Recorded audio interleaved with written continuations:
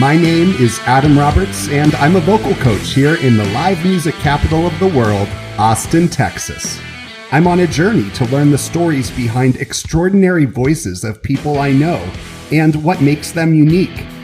Each of my guests has chosen to follow their voice. So this is Con la Voce. Welcome, everyone, to this new episode of Con la Voce. I am thrilled to share with you today what I know is going to be an episode that is full of wisdom, because the conversations, he laughs, but the conversations that I have had over the years with Carl have been really enlightening for me and very special. And I'm sure that what Carl has as insights for us today are going to be very much in line with the mission and the thrust of this podcast. So welcome, Carl. Thanks for taking the time with me today to share your thoughts. Thank you, Adam. Thank you for having me on. Absolutely. Could you talk a little bit about, Carl, about yourself, just generally, and give us a little rundown, a little bio about Carl before we get going with some of the in-depth questions here? Oh, here's the best thing. I love talking about myself, so this is great. Wonderful. My name is Carl Gonzales. I am born and raised in Austin, Texas. I went to school at Texas State University and then started doing a theater career in Austin. I've done a little improv in LA, and I've just been trying to make it as an artist ever since I've graduated. And succeeding, I might add. Carl is a director, a performer, a multiple hats kind of guy, and somebody that I'm sure we're going to hear a lot from for a long time. Carl, can you take me back? Because I don't think I know this story. Can you take me back, along with everyone who's listening, and talk a little bit about how you got into the theater? Sure. So I know my mom, when I was like really, really young, put me in things just to see if, something would stick. And she was like, well, you like performing with, the Disney movies and doing your own interpretations of the dances and such. So she's like, maybe you'll like theater. So I did some school plays, and then I really didn't get into theater as like, hey, maybe I could actually do this for a living until about high school. I went on a field trip to New York, and I went to see Phantom of the Opera, and I'm just like, what is this? And all of a sudden my mind is blown, because these are people that are doing something that I didn't realize that I've loved all my life, and they're making a living off of it. And it was everything. It was the direction. It was how incredible the set was, how incredible the music is, how amazing these singers are. And I knew that originally I thought I was like, I have to be in Phantom. I want to be in Phantom. I want to be in Phantom. Now I'm like, okay, I kind of don't care if I'm in Phantom or not. But it was more of I need to be involved in this industry. Fantastic. And so then, you have that transformational experience with Phantom. Where do things head and go from there for you with theater? Well, unfortunately, and I know we're probably going to talk more about this as the episode goes on, but I was told through a couple of teachers and a lot of my friends that, hey, you can't be Phantom, you can't be the Beast, you can't be this or that, because these are white roles, and these are roles that are done by white people. So at that point, I was young and naive, and I'm like, well, all right, I guess they're correct. And then I started listening to Rent.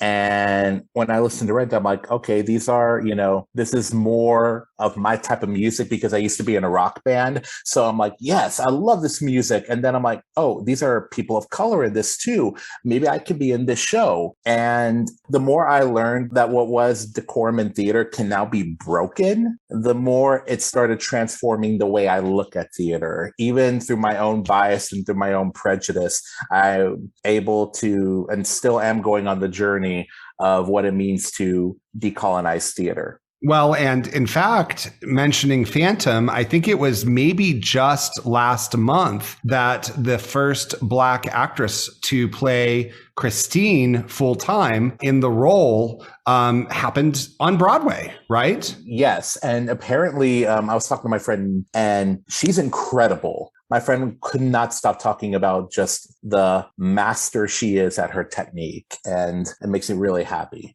It's so wonderful and so sad at the same time that it took, the better part of 3 decades or however long Phantom's been running for that to be the case. But of course, Phantom is not solely culpable in this. It's really an industry-wide epidemic, and something that I know you and I have talked a lot about, particularly. I've gotten to hear your thoughts in the past couple of years specifically. And I'm wondering, so you just talked about, I think, a little bit about what I was going to ask you next, which is, when did you first sort of realize that the playing space was not equal for everyone in the theater?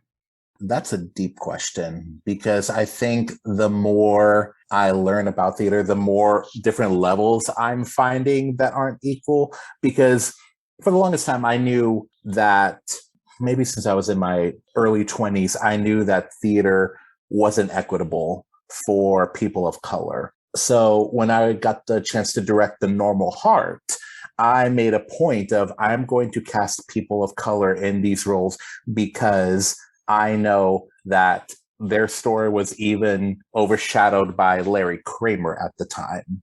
That being said, I also learned that maybe I should not have directed the role, because even though I am a bisexual, pansexual man, I came out just a few years ago, and that journey wasn't necessarily my journey to tell at that point.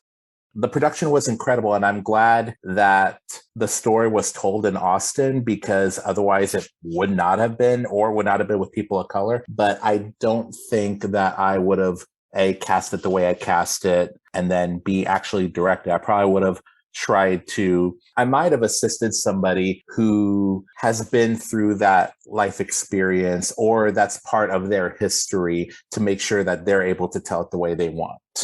So you said something in there that I think a lot of us say as a pretty verbatim phrase, which is, that's not my story to tell. So my question is, what makes a story someone's to tell?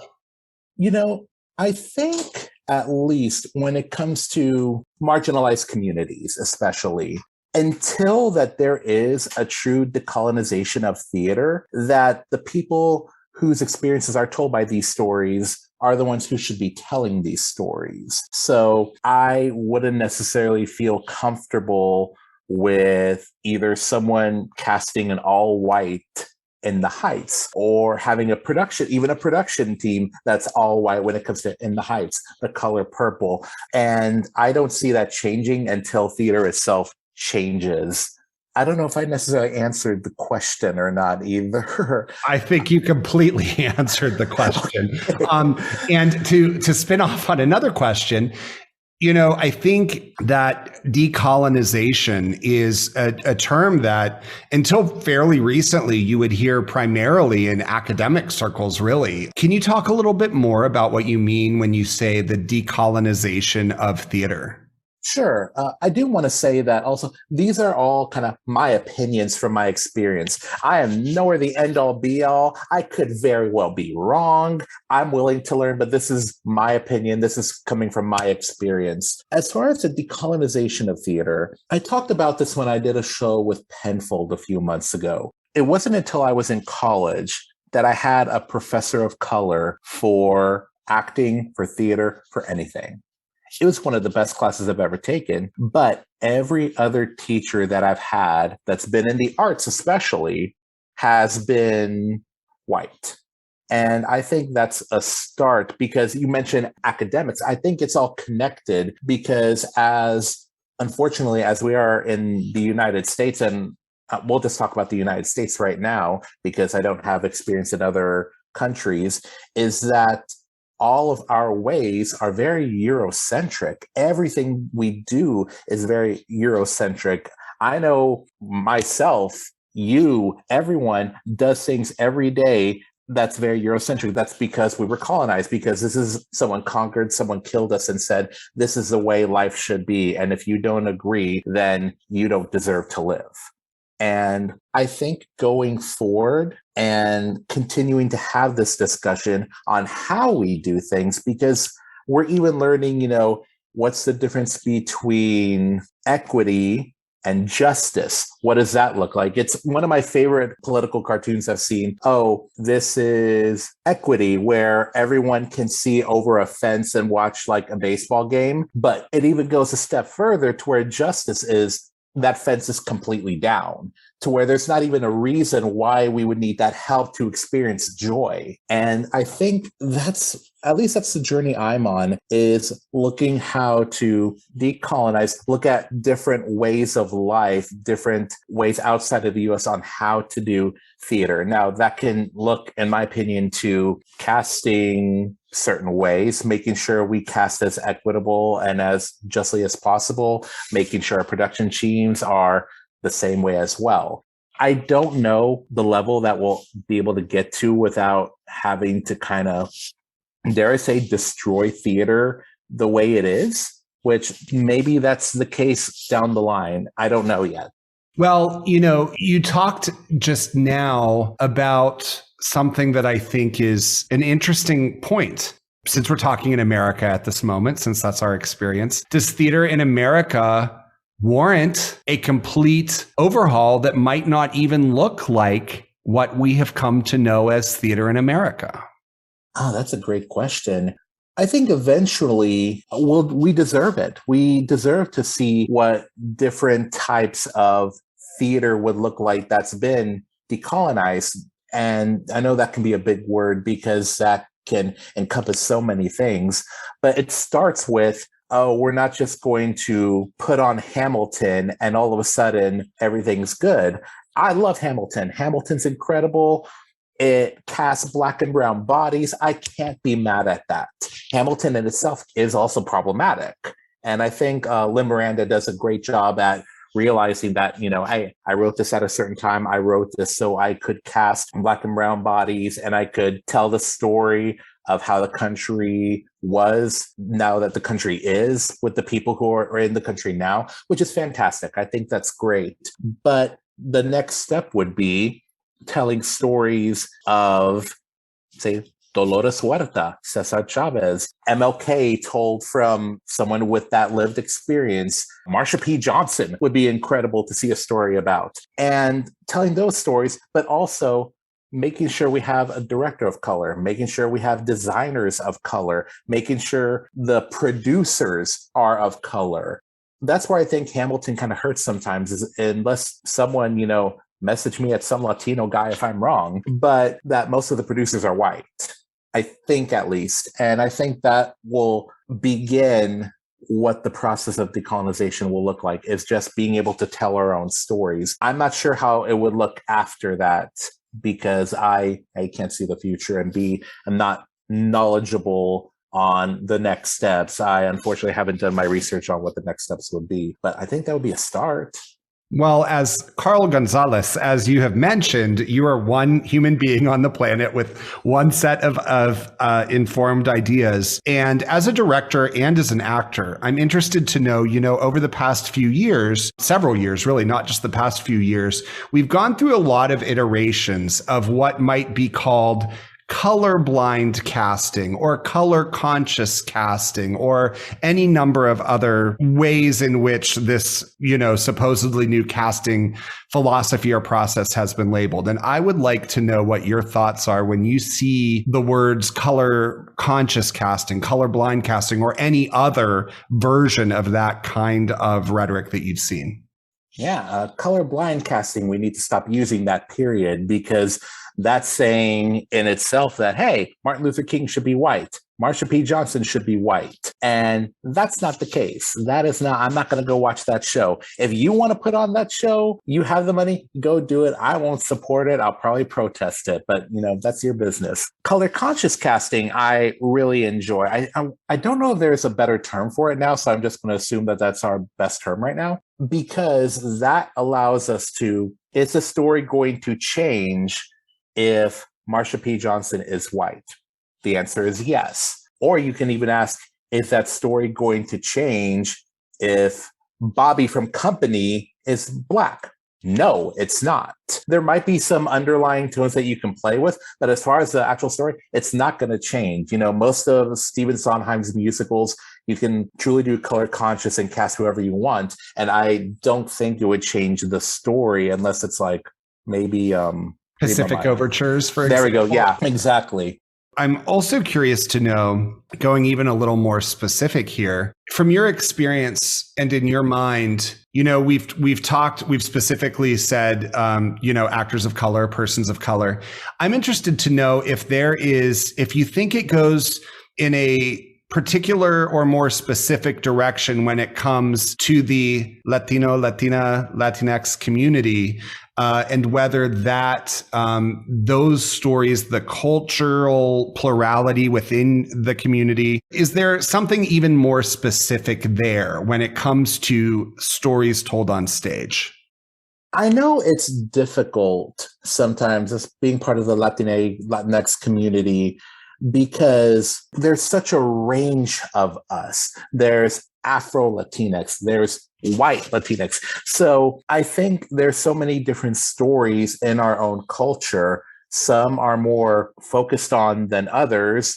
And I think that's something that we, as our own culture and as our own community, need to address.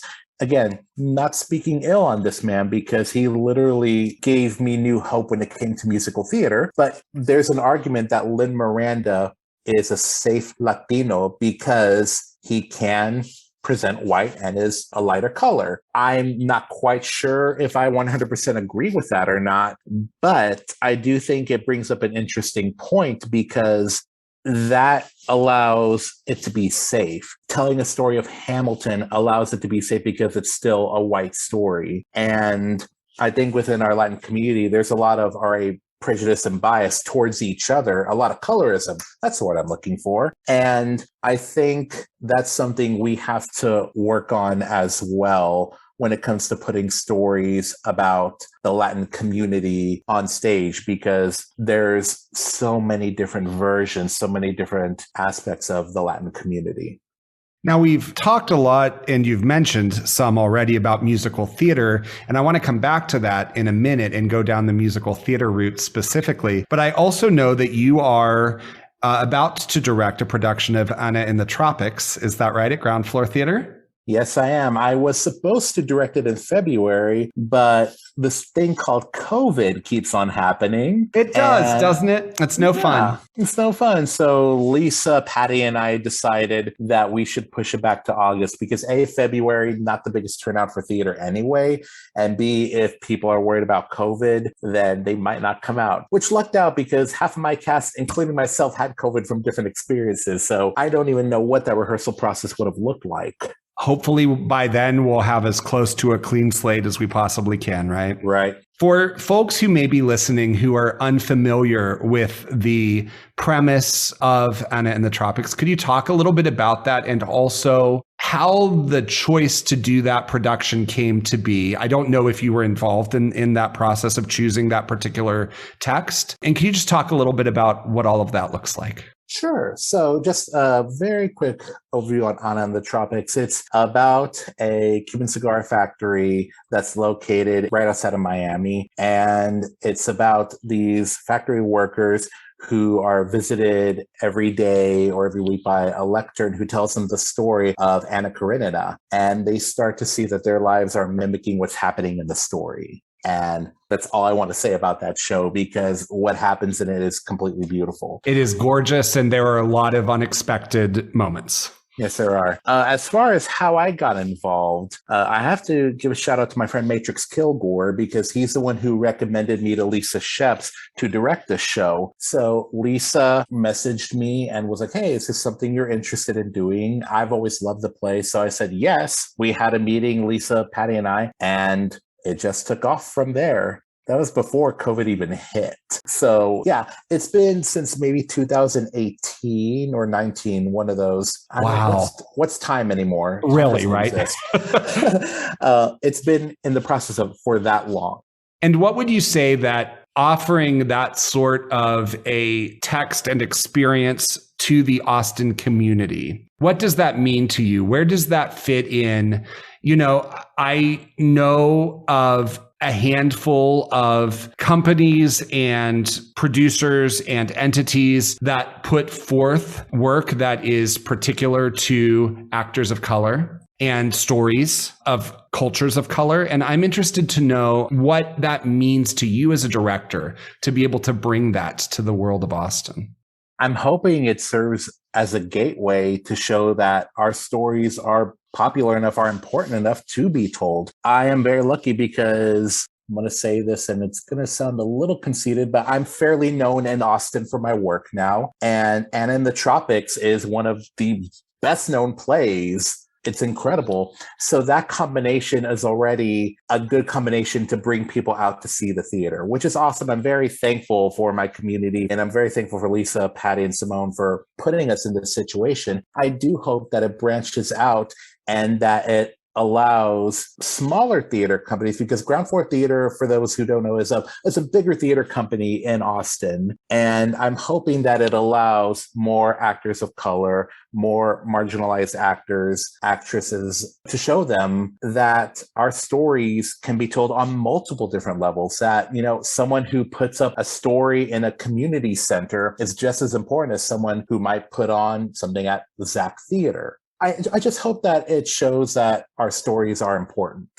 So speaking of stories being important, I'd love to go down the musical theater rabbit hole here for a second, which we could do for hours and hours, I'm sure. We really could. And have. So, I know you, Carl. Primarily, our work together has been working on your voice and expanding your range and expanding your vocal potential and all those kinds of things. And I'm curious to know, what about musical theater do you think, generally speaking, and for you specifically, how does the literal voice factor into the voice that you give to characters in the stories that we tell? And why is that so exciting in a musical theater context? For those who don't know, if you ever take lessons with Adam Roberts, you also get a therapist in there, because he winds up asking these questions that make you think and analyze why you make these decisions. And I think literally when you were asking me that, I just kind of uncovered something. If I get emotional, forgive me. I actually think musical theater was a little traumatic for me at first, because for those who don't know me, I am 6'2". I am a big guy, and I am darker skinned, Latino. And for the longest time, I would just watch my favorite thing in the world not be for me. I would watch musical theater be for everyone else but me, whether it be a race thing, whether it be a size thing, whether it be a vocal thing. And thanks to a huge part of my wife, Lacey, for her talking to me constantly about this, is that I can only do so much without putting in some work. Yes, things need to change, but I kind of thought that part of me needed to change as well. And one thing is, I, for the longest time, was told, because I'm a big guy, hey, you're a baritone, you're a bass, these are the songs you need to sing. So I would struggle, and my voice would hurt. I really didn't even think that, okay, my voice isn't meant to sing, my voice isn't meant for this. And then when I started working with you, and you were like, Carl, you try this song instead. Carl, try this song. Carl, hit these notes. Well, Carl, this is why you're struggling, because you're not trained to handle these low notes. Also, your voice is more up here. And I can't tell you what that switch meant to me, because it showed me that if I keep on working with you and or / with the tools that you've given me, that I can be up there holding my own. That means more to me than I can really express. Well, it means a lot to me too, because it's all intertwined with sort of the impetus for this series and this podcast too, because it's just like you said about, the sort of academic world that a lot of folks come out of and the stories that get told by virtue of sort of a Eurocentric academic model that we find in many places here in the US. And the same holds true for a lot of well-intended voice performance programs that are incredibly Eurocentric most places, and that thus very much sort of subscribe to primarily, in many ways, training folks for opera and for art song. And, opera very much relies on this Fach system where you are very much classified in many ways by your vocal, I don't want to say vocal range because that's too simplistic to explain the system, but people come out saying, oh, I'm an alto, or I'm a coloratura, for example, in the Fach system. But so many folks will also come out of high school programs and they'll say to me, "Oh, I'm an alto. I don't sing that." Or, "Oh, I'm a baritone. I don't sing that." And that's just not how the voice actually works. But it's such a change, and it is starting to happen, but such a change needs to occur in the ways in which that is taught and conceived of in all stages of education, I think, so that people don't have that experience that you had where there's this assumption that this is the box I fit into. Because not only is that often not the case. And, like you said, you were struggling, your voice would hurt when you would try to sing like a bass or whatever. And we have also worked to expand your range down there in a healthy way, because we're not saying we're not going to do that. But at the same time, it's so limiting. And why have someone be limited in what they can do? It just doesn't make sense. Right. No, I remember one of my favorite things, and you said it this way because you and I had this relationship, but when you were asking me to hit a high note, it was either like a G or an A, and I told him like, "Oh, I'm a baritone, I'm going to struggle." You're like, "I didn't ask you what you were. I asked you to hit this note." And I'm like, "All right, let's do this." And you did. And that's not that it's not work. And it's not that somebody can just roll out of bed one day. I mean, I would be jobless if that were the case, right? It's not that someone could just roll out of bed someday and hit that note. But you put in the work like you do in everything that you do. And it bears its fruit, right? And I think that you have a special connection to musical theater and its power to evoke characterization and story beyond solely being a showpiece for the voice itself as well. Thank you. So we've touched on this already, but I would like to ask you more specifically. And again, being one person, first, maybe initially, where do you think the first steps are for someone who's listening to this podcast, say, who might be a theater producer? Maybe they have a very small theater in some rural town, or maybe they have a much larger theater, or where are the first places you think that we could start ripping away that colonialism of the theater and hope to make headway with some new work that is representative of the world and that honors the stories of many more people?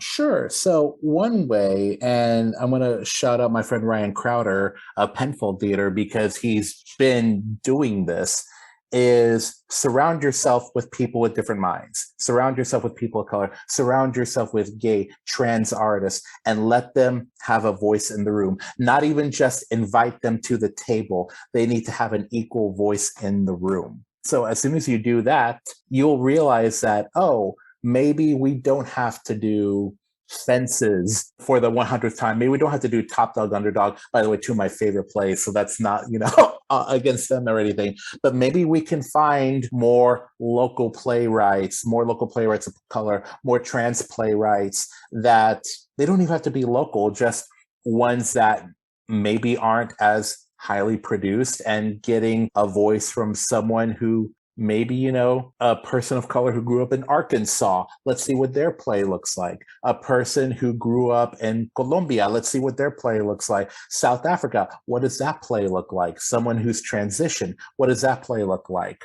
And I know this triggers producers, but money.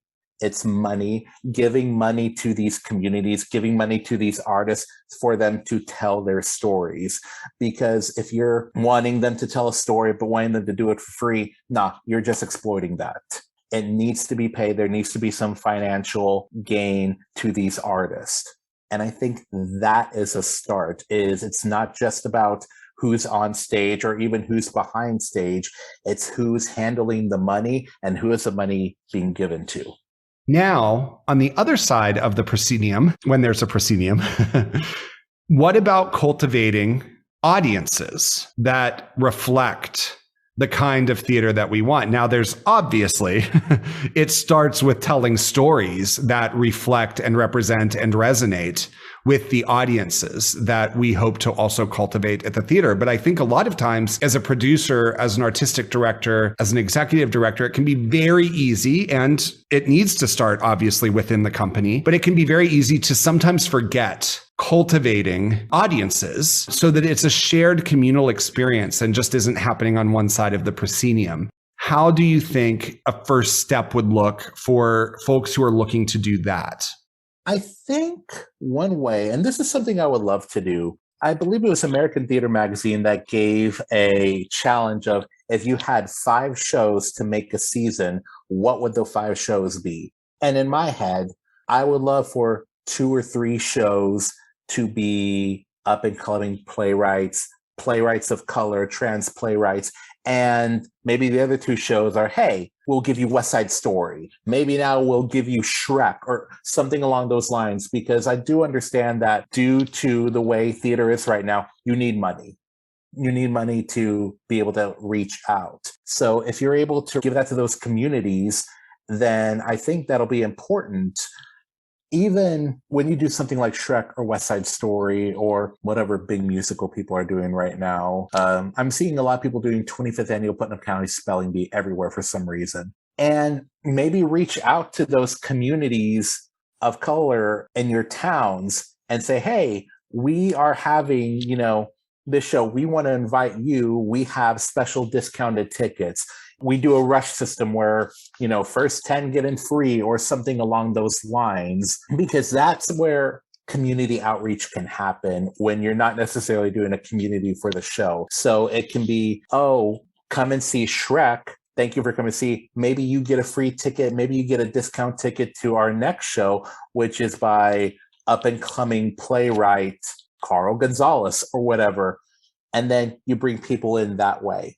That's one way to cultivate audience. I'm sure there's so many other ways, probably some better ways. That's where my mind goes first, though. I love that. And I think that what you were saying, speaking to original work, I was just having a conversation about this earlier today with someone, speaking to original work versus big, splashy, known titles. What's one of the things that's very interesting at Tilt, which for those folks who are listening and may not know, Tilt is a disability. I don't like to say disability focused. We're actually working on different language for that because it's not necessarily disability focused, but it is a theater company that is comprised of disabled actors. We founded Tilt almost 10 years ago now. We'll be in our 10th anniversary season next year. And one of the things throughout those 10 years that we have come to find, and that I remind the company members of all the time, is that actually the shows that we write and devise as a company that are originals tend to be more anticipated, and in terms of ticket sales and things like that, actually more successful than when we have done big name musicals. Doesn't mean we don't do those shows, because we do those shows with new interpretations that focus on our mission, our demographics, our, experiences and things. But I always tell the company members, so many companies wish they could subside primarily on original work. And in our case, it seems like that tends to be the most popular. And I think that people sometimes fear too much the idea of new original work, because I think done correctly, dare I say marketed correctly, that certainly it can be very successful. Oh, yeah. So I would like to ask you too, this wasn't a question I was planning to ask, but you mentioned it earlier, and I think it's pretty interesting. You mentioned that a few years ago, you came out as pansexual, as bisexual. I'm interested to know if any of your experience within the theater as a director, as a patron, as an actor shifted, because we've talked a lot about one element of your experience as an actor and a director of color. Has anything shifted for you that you're aware of in terms of your sexuality and how you perceive and engage with theater? And that's a really good question. First of all, I have to thank my partner and wife, Lacey, because when I came out, she was 100% supportive and helped me and did more than any other human being should do. She is the perfect human being. I think what's funny is that when I came out, a lot of my closest friends, I got a few text messages that were like, hey, just let you know, we're of course here for you. We're here for you. We'll do whatever. My closest best friends were like, we effing knew it. And we're just joking with me. And I just laughed about it.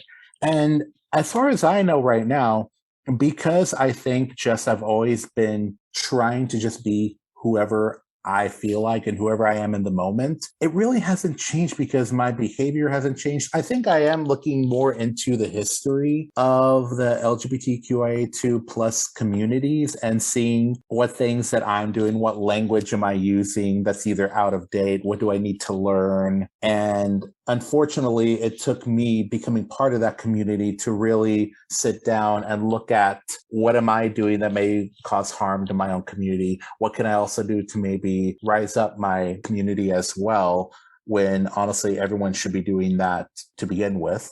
And I think that really, really helped me. It just made me happier. It made me less angry when I work. I think because I got to be myself. I didn't have to be a hard ass when I was a director. I didn't have to be a certain way. I didn't have to be that director that, slams a clipboard on the ground and is like, this isn't theater. I got to be me. And I got to be all of me, to quote Encanto, all of me. Well, and that's a gift for us too. The rest of us who know you and work with you. I mean, that everyone in the world could be who they are would be, it would be the apotheosis of humanity, right? Right. So what is, we talked about Anna in the Tropics, obviously, but what is on the horizon for Carl Gonzales otherwise? What are your dreams? What are your hopes for the future? Well, let's see here. For the present, I'll give a plug to the Out of Ink Festival and Teatro Vivo's Latin Play Festival. I'm directing for both. How I'm going to manage my time is still to be answered. And then I'm a production manager for a production of A War of the Worlds coming up with Penfold. And that's going to be a really amazing story.